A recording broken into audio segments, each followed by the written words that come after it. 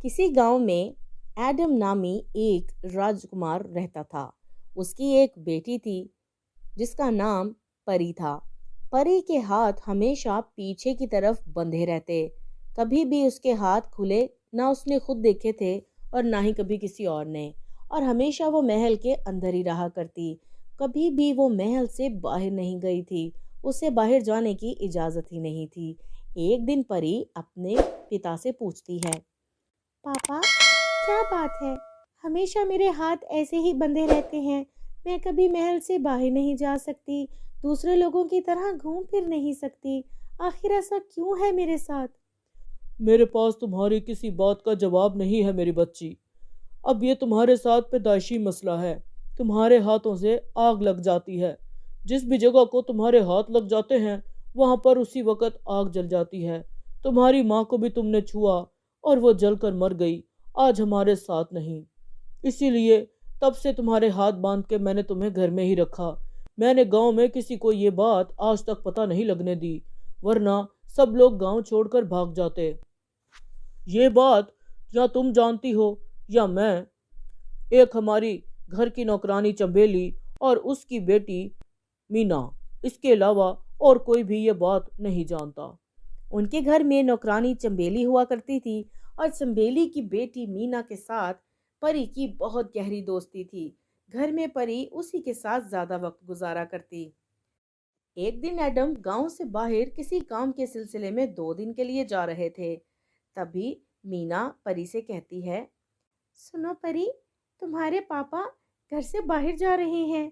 अगर तुम चाहो तो मैं इस दौरान तुम्हें पूरे गांव की सैर करवा सकती हूँ और किसी को पता भी नहीं चलेगा। उनके आने से पहले हम वापस आ जाएंगे। परी बहुत खुश हो जाती है और मीना के साथ महल के पिछले रास्ते से बाहर निकल जाती है। जिंदगी में पहली बार परी ने जंगल देखा, उसने झील देखी और हरे भरे बागीचे देखे। झील के पास जाकर परी बहुत खुश थी और वो मीना से कहती है, मीना, क्या तुम थोड़ी देर के लिए मेरे हाथ खोल सकती हो? अरे नहीं नहीं परी, ऐसा नहीं हो सकता।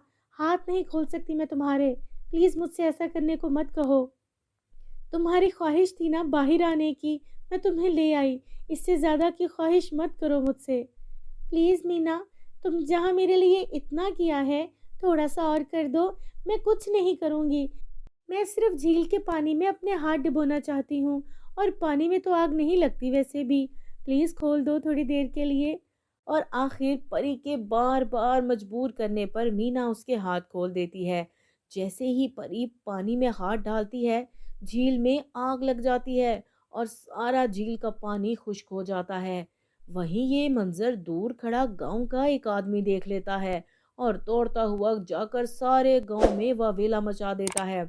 गांव वालों, मैंने एक लड़की को झील के पास देखा।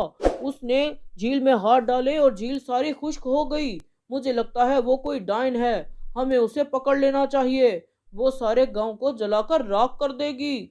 सभी गांव वाले ये बात सुनकर मीना और परी के पीछे पीछे उन्हें पकड़ने के लिए भागने लगते हैं। लेकिन दोनों तेज रफ्तार भागे जा रही थी। जहां जहां परी का हाथ लग रहा था, वहां वहां चीज जलकर राख होती जा रही थी। लेकिन जल्दी जल्दी में वो ये देख ही नहीं पाई थी कि वो महल के ऑपोजिट साइड पर भागी जा रही हैं। तभी परी मीना से कहती है, मीना, हम लोग तो महल से ऑपोजिट जा रहे हैं। ऐसे तो हम महल नहीं पहुंच सकते। मैं कुछ नहीं जानती परी, बस भागते रहो। और भागते भागते वो एक झोंपड़ी के पास पहुंच जाती हैं। बिना सोचे समझे झोंपड़ी के अंदर चली जाती हैं और वहां बहुत ही स्मार्ट लड़का जिसका नाम राजू था, वो रहता था। वो उन लड़कियों को देखकर पूछता है, अरे कौन है आप लोग और यहाँ कैसे आ गई? परी उसे सारी की सारी सच्चाई सच सच बता देती है। आप लोग फिक्र मत कीजिए। मैं महल में जाने का एक खुफिया रास्ता जानता हूँ। मैं आप लोगों को महल में पहुंचा दूंगा। और उस खुफिया रास्ते के जरिए राजू उन दोनों को महल में पहुंचा देता है। थोड़ी देर के बाद एडम भी वापस आ जाता है और गांव के सब लोग राजकुमार को लड़की के हाथों से झील जलने वाली बात बता देते हैं। एडम समझ जाता है कि जरूर परी ही महल से बाहर गई है। वो घर की काम वाली चंबेली से सारी सच्चाई उगलवा लेता है और मीना को काम से निकाल देता है। अब तो परी और भी ज्यादा अकेली हो गई थी। ना वो कुछ खाती ना पीती, ना ही अपने कमरे से बाहर निकलती, बस कमरे में अकेले बैठकर रोती रहती। एक दिन चंबेली उसे एक लेटर देती है। वो लेटर उसी राजू ने भेजा था, जिसमें लिखा था, परी, मैं तुमसे मिलना चाहता हूँ। मेरे पास तुम्हारे लिए एक सरप्राइज है। लेकिन परी के लिए महल से बाहर निकलना नामुमकिन था। वो अपने पिता से एक दिन पूछती है, पापा, मुझे थोड़ी देर के लिए सिर्फ एक बार महल से बाहर जाने दें, उसके बाद चाहे जिंदगी भर न जाने दीजिएगा। नहीं, मैं तुम्हें महल से बाहर नहीं जाने दे सकता।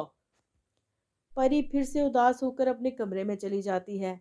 दूसरी तरफ राजू परी से मिलने के लिए महल के चक्कर काट रहा था और आखिरकार मजबूर होकर महल की दीवार फांदकर अंदर चला जाता है। महल के सिपाही उसे पकड़कर एडम के पास ले जाते हैं। अरे, ये तो मुझे कोई चोर लगता है। पकड़ लो इसे, जान से मार दो। अरे नहीं नहीं, मैं कोई चोर नहीं हूँ। मैं आपकी बेटी से बहुत मोहब्बत करता हूँ और 600 मील दूर से उसके लिए पानी लेकर आया हूँ, जिससे उसके हाथों का मसला हल हो जाएगा। अगर तुम्हारी बात झूठी निकली तो मैं तुम्हारा सर कटवा दूंगा। इतना कहकर वो परी को बुलाता है और परी के हाथ उस पानी से धुलवा देता है, जिसके बाद उसके हाथों से आग निकलना बंद हो जाती है। अरे वाह नौजवान, तुमने तो कमाल कर दिया। मेरी बेटी के लिए 600 मील दूर तक का सफर किया तुमने। तुमसे बेहतर लड़का मेरी बच्ची के लिए कोई नहीं हो सकता। इसके बाद एडम दोनों की शादी धूमधाम से करवा देता है और परी राजू के साथ हंसी खुशी जिंदगी गुजारने लगती है। तो मेरे प्यारे दोस्तों, कैसी लगी आपको हमारी आज की ये कहानी? पसंद आई हो तो लाइक करें और चैनल को सब्सक्राइब कर लें।